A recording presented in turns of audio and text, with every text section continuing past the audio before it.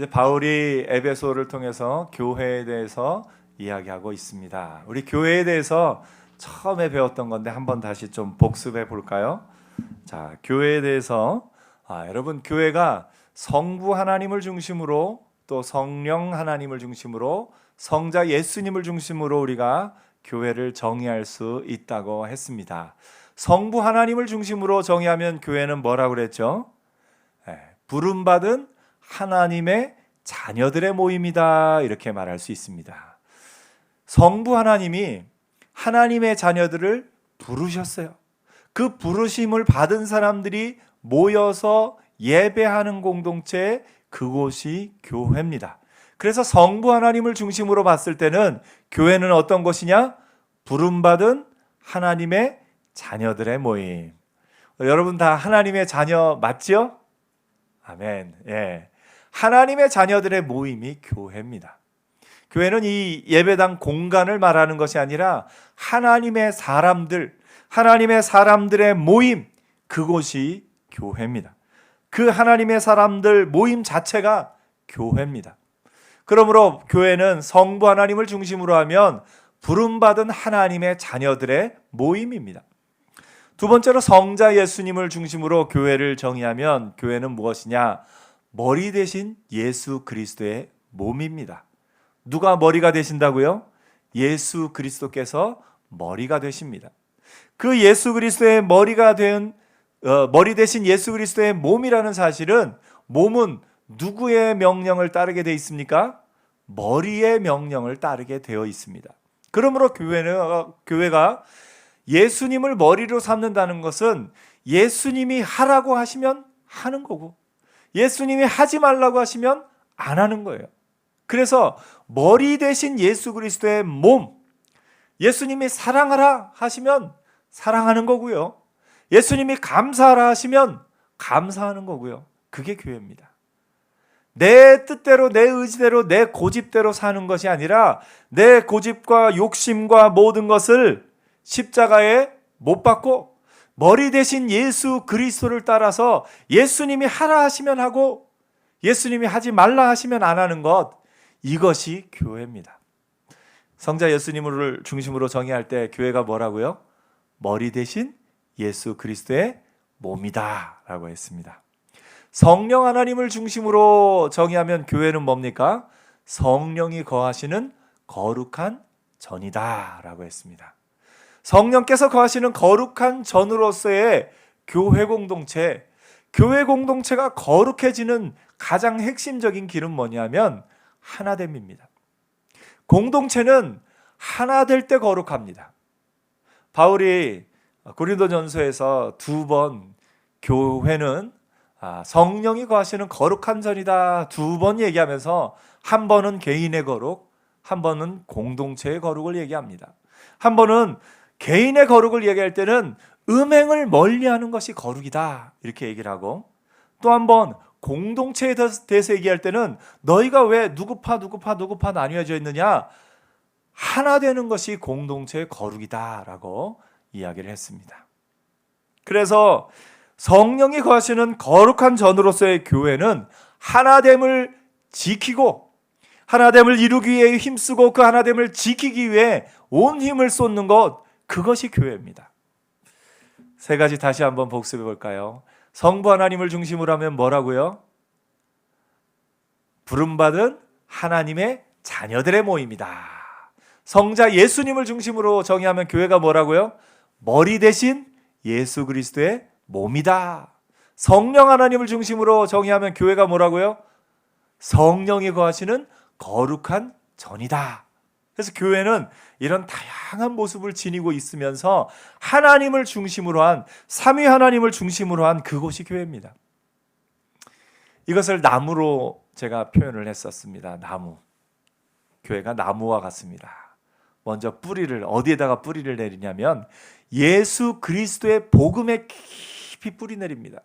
뿌리를 깊이 내리면 내릴수록 나무는 튼튼합니다.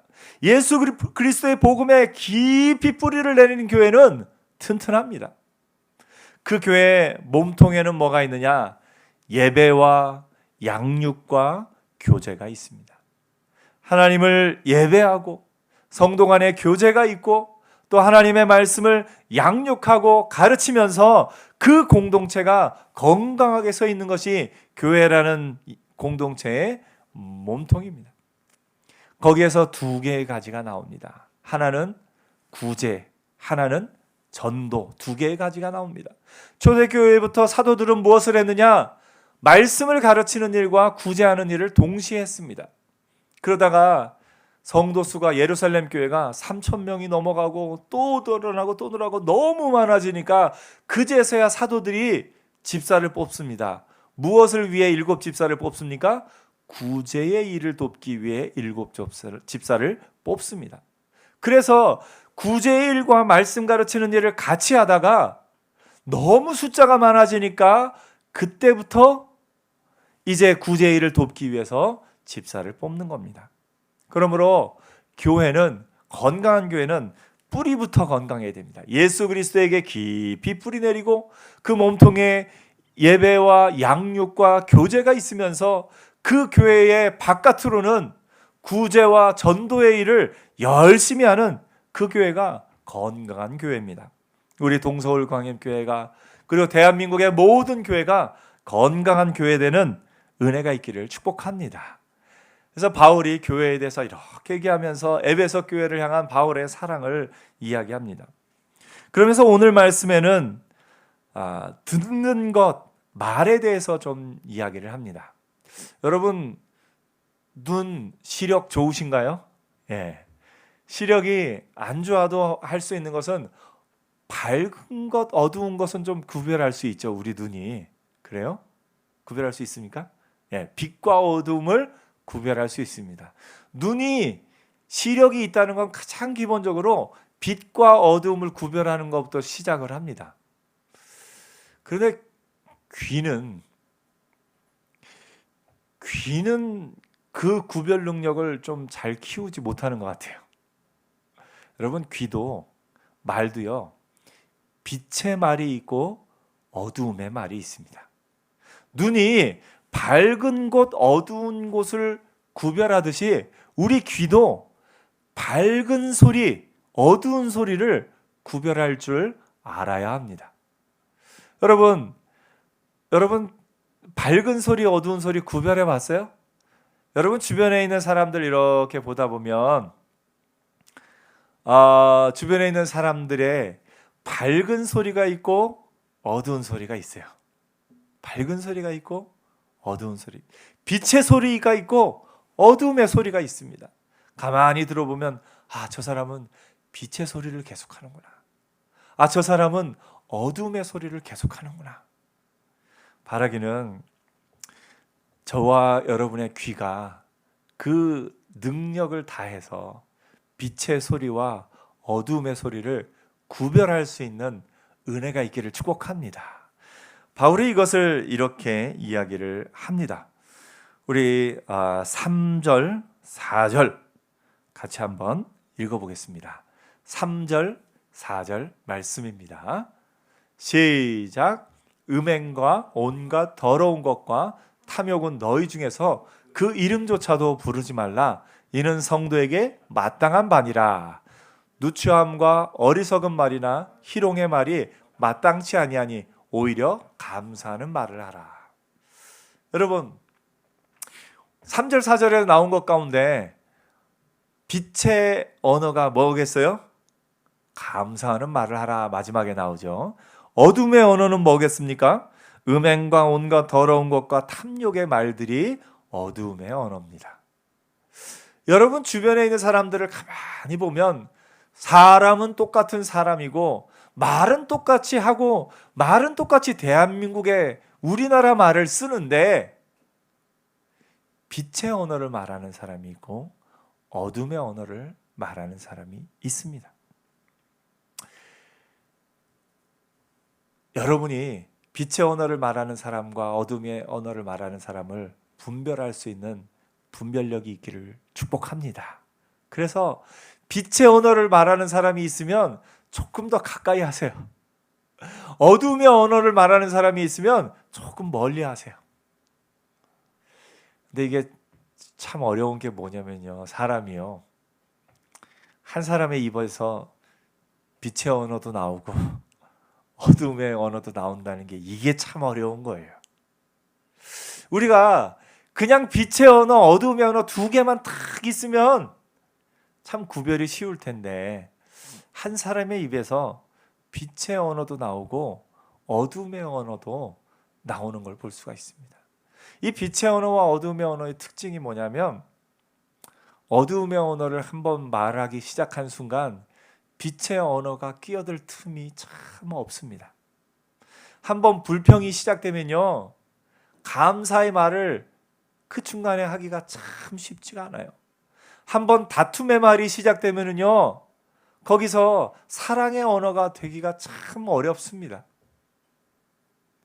그래서 우리가 힘써서 지켜야 될 것은 뭐냐면 어두움이 들어오지 못하도록 빛을 더 풍성하게 만드는 것이 우리가 해야 할 일입니다. 평소에 아무 말 하지 않고 있다가 어둠의 언어가 확 들어오면 그거 참 힘들어요. 그래서 우리의 삶이 평소에 이 어둠의 언어가 들어오는 것을 막으려면 가만히 있으면 막을 수가 없어요. 어떻게 해야 어둠의 언어가 들어오는 것을 막을 수 있느냐? 빛의 언어를 많이 말해야 합니다. 여러분의 입술에, 여러분의 삶에 빛의 언어가 가득한 은혜가 있기를 축복합니다. 빛의 언어가 뭐냐? 바울은 이제 이렇게 이야기를 하고 있습니다. 우리 8절, 9절, 10절, 8절, 9절, 10절 한번 읽어보겠습니다. 8절, 9절, 10절 말씀입니다. 시작. 너희가 전에는 어두움이더니 이제는 주 안에서 빛이라. 빛의 자녀들처럼 행하라. 빛의 열매는 모든 착함과 의로움과 진실함에 있느니라. 주를 시험하여 보라. 아멘. 우리도 원래는 어둠의 언어에 속하던 사람이에요. 어둠의 언어를 말하던 사람이에요. 그러던 우리가 이제 빛 가운데로 들어와서 빛의 언어를 말할 능력이 생긴 거예요. 그러므로 여러분, 어둠의 언어를 말하고 있는 사람을 보면 이상히 여기지는 마세요. 원래 사람의 본성상 그렇게 어둠의 언어를 말하는 게 우리도 그런 본성이었는데, 우리가 빛 가운데로 빛의 언어를 말할 수 있는 사람으로 들어온 것이 참 감사한 거죠. 빛의 언어는 뭐냐면 빛의 열매는 모든 착함과 의로움과 진실함에 있느니라 말하고 있어요. 그러니까 빛의 언어는 어떤 말이에요? 착한 말. 또 어떤 말이에요? 의로운 말. 또 어떤 말이에요? 진실한 말. 여러분의 삶이 빛의 언어로 가득하기를 축복합니다. 그래서 내 삶을 평소에 빛의 언어로 가득 채워야 어두움이 들어올 틈이 없어지는 거예요. 그런데 평소에도 빛의 언어도 아니고 어둠의 언어도 아니고 그냥 이러고 있으면 어둠의 언어가 치고 들어오기 참 좋은 삶을 살아가고 있는 거예요. 여러분, 오늘 하루 동안 여러분이 했던 말들, 여러분이 나눴던 대화들 가만히 생각해 보세요. 빛의 언어를 더 많이 말했는가? 어둠의 언어를 더 많이 말했는가? 때로는 내가 스스로 생각하는 것이 나에게 하는 말입니다. 예.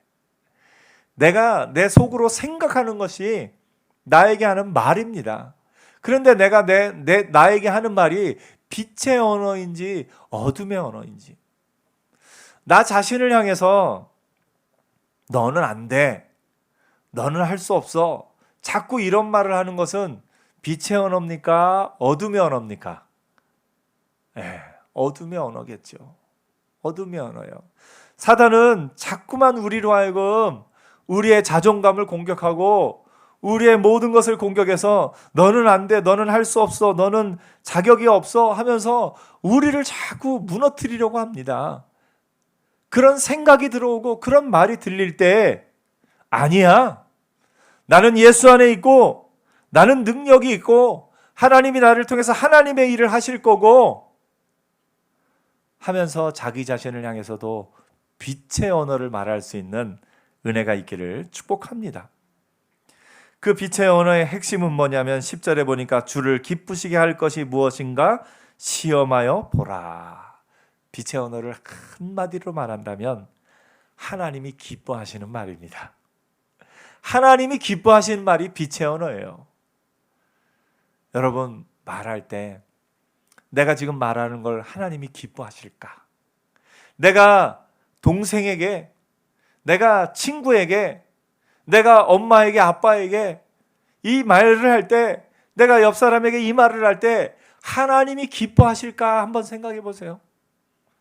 하나님이 기뻐하시는 말이라면 그거 빛의 언어입니다. 예배 시간이 주는 은혜가 뭐냐면요, 예배 시간은 빛의 언어를 듣는 시간이에요. 그렇죠? 네. 설교 시간은 빛의 언어를 듣는 시간이에요.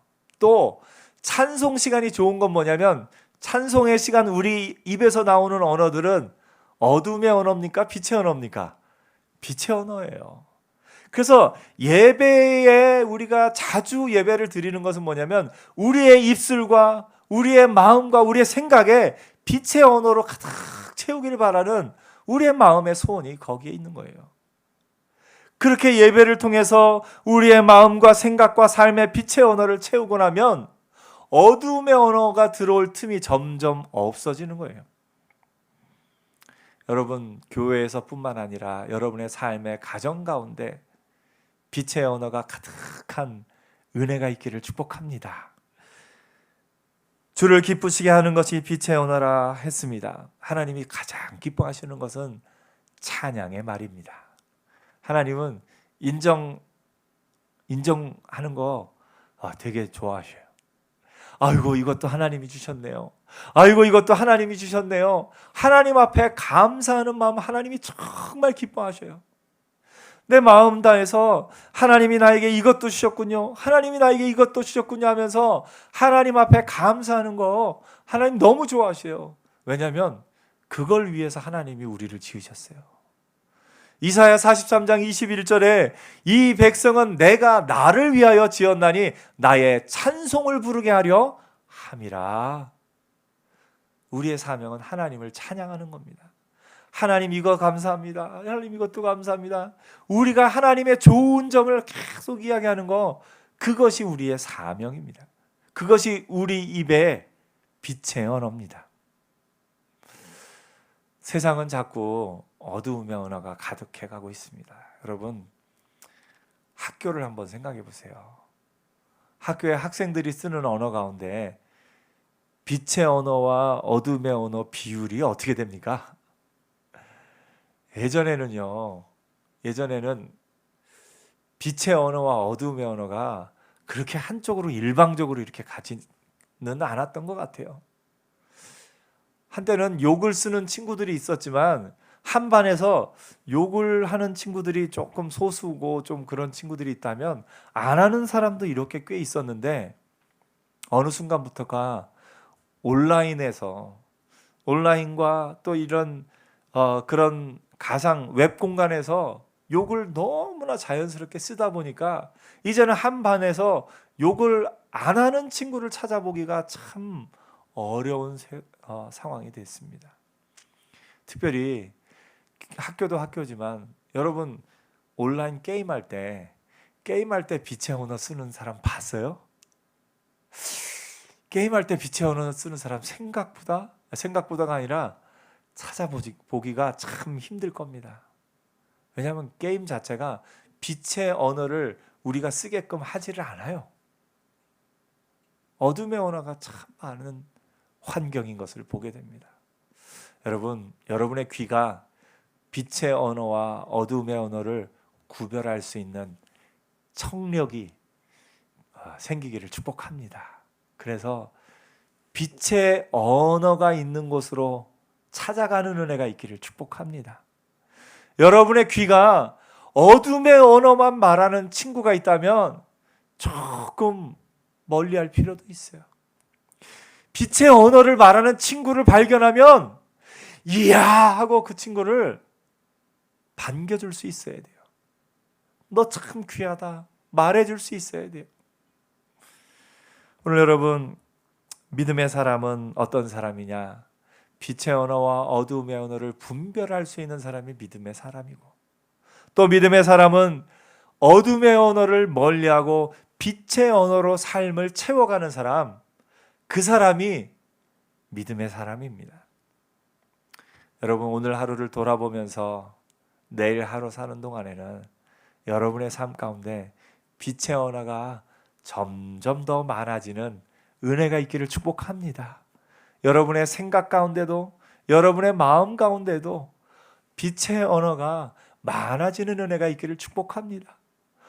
부모와 자녀 간에도 빛의 언어를 말하는 것이 더 많아지는 가정들이 되기를 축복합니다.